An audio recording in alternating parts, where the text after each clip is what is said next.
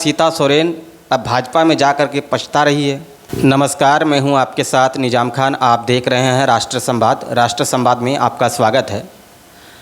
आज की इस वीडियो में हम बात करेंगे सीता सोरेन से जुड़ी मुद्दे पर। क्या सीता सोरेन भाजपा से इस दिनों खुश नहीं है? क्या सीता सोरेन अब भाजपा में जा कर के पछता रही है? इस पर विस्तारपूर्वक आगे हम बात करेंगे। आखिर मैंने ऐसा क्यों कहा कि क्या सीता सोरेन इस समय भाजपा में जाकर पछता रही है।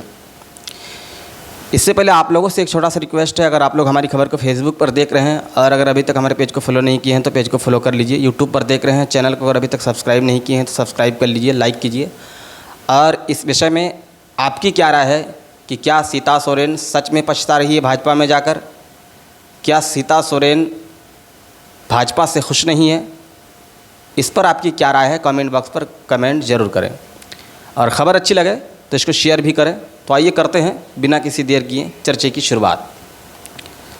दोस्तों, लोकसभा चुनाव से पहले जिस तरह से लगातार सीता सोरेन जेएमएम पर नाखुश दिख रही थी, नाराज़ दिख रही थी, अंत में हाल ऐसा हुआ कि वो झारखंड मुक्ति मोर्चा छोड़कर भारतीय जनता पार्टी का दामन थामी। हालांकि भारतीय जनता पार्टी ने उन्हें लोकसभा चुनाव भी लड़ाया, लेकिन उसमें उनको हार का सामना करना पड़ा। इस बार के विधानसभा चुनाव में उन्हें फिर से जो है कि उन पर भाजपा ने भरोसा जताया है और उन्हें जो है जामताड़ा विधानसभा से प्रत्याशी घोषित किया गया है। और वहीं इंडिया गठबंधन की ओर से कांग्रेस की प्रत्याशी झारखंड सरकार के मंत्री इरफान अंसारी प्रत्याशी हैं।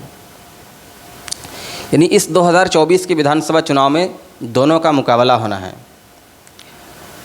अब सवाल जो मैंने किया आप लोगों को कि क्या सीता सोरेन भाजपा में जाकर पछता रही है, कि क्या सीता सोरेन बीजेपी से अब नाराज़ है, ये बात, इस सवाल का जवाब आपको जामताड़ा विधानसभा से ही मिल जाएगा।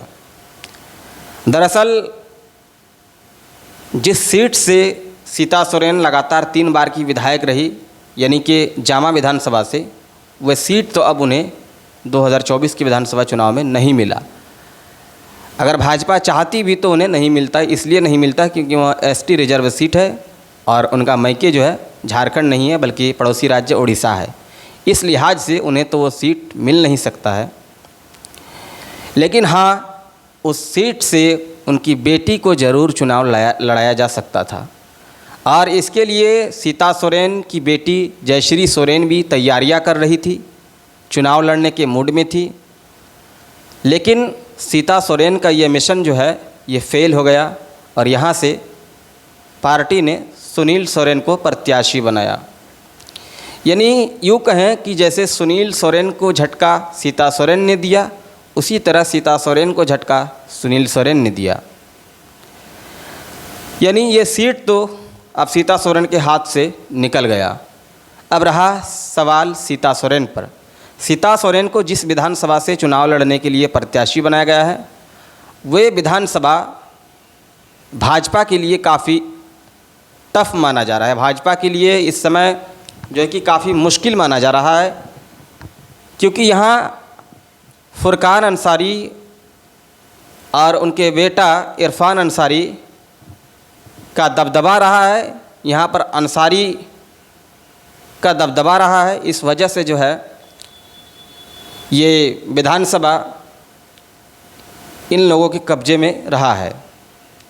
फुरकान अंसारी भी वहाँ से कई बार विधायक चुने गए और इरफान अंसारी भी वहाँ से विधायक चुने गए और 2019 के जो विधानसभा चुनाव हुआ था उसमें उन्होंने अच्छा परफॉर्मेंस किया था।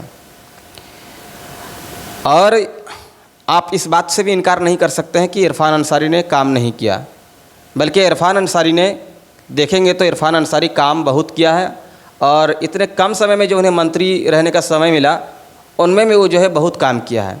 इस लिहाज से देखेंगे तो भारतीय जनता पार्टी के लिए काफ़ी मुश्किल सीट है और उसी सीट से जो है सीता सोरेन को टिकट दिया गया है। और आपको बता दें, जो सीता सोरेन 2024 के लोकसभा चुनाव में हारी थी, वह इसी सीट से ही हारी थी। यहाँ से जो है सीता सोरेन को काफ़ी कम लीड मिला था और यहाँ से जो है इरफान अंसारी ने इंडिया गठबंधन के जेएमएम प्रत्याशी नलिन सोरेन को जो है कि काफ़ी मतों से बढ़त दिलाया था और यहाँ से लीड किया था, और उसी सीट पर जो है कि सीता सोरेन को टिकट दिया है। ऐसे में हमें तो नहीं लगता है कि सीता सोरेन के लिए इस सीट को जीत पाना आसान होगा, कहीं ना कहीं काफ़ी मुश्किल होगा। और इस लिहाज से सीता सोरेन कहीं ना कहीं अंदर ही अंदर वो अपने अंतरात्मा से यही कह रही होगी कि आखिर मैंने किया तो क्या किया, मेरा वो सीट भी गया और मैं खुद का भी सीट अब नहीं जीत पाऊंगी। ये कहीं ना कहीं उन्हें एहसास हो रहा है। हालांकि ये हार जीत का मामला है। हार और खेल एक ऐसा होता है, उसमें हार जीत और पॉलिटिक्स, यानी हम कह सकते हैं कि खेल और पॉलिटिक्स जो है उस पर कहना मुश्किल होता है। कब किस और करवट लेगा जनता, किसके और पलटेगी, ये कहना मुश्किल है। लेकिन हाँ, ये आप मानने से इनकार नहीं कर सकते हैं कि जामताड़ा में इरफान अंसारी को टक्कर देने में कहीं न कहीं काफ़ी मुश्किल होगा। लेकिन हाँ, इरफान अंसारी भी कहीं न कहीं समझ गए होंगे कि इससे पहले जो उनके खिलाफ जिन्हें प्रत्याशी भाजपा उतार रही थी, यानी कि वीरेंद्र मंडल को, वो कहीं ना कहीं समझ गए होंगे इरफान अंसारी भी कि हाँ, वीरेंद्र मंडल से जो है कहीं ना कहीं कद्दावर नेत्री उसके खिलाफ चुनाव लड़ेगी। कहीं ना कहीं इरफान अंसारी को भी एहसास हो रहा होगा कि इस बार का चुनाव में उन्हें जो है कि मेहनत करना पड़ेगा, क्योंकि इस बार जो नेत्री है वो काफ़ी कद्दावर नेत्री है। लेकिन पिछले बार जो थे वीरेंद्र मंडल, वो काफ़ी उनके सामने जो है कि कमज़ोर साबित हुए। तो इस हिसाब से आप देखेंगे तो इरफान अंसारी भी यहाँ पर कहीं ना कहीं मेहनत ज़रूर करेंगे। लेकिन हाँ, इरफान अंसारी को यहाँ से चुनाव हराना सीता सोरेन के लिए बस की बात नहीं है, कहने से इनकार नहीं किया जा सकता है।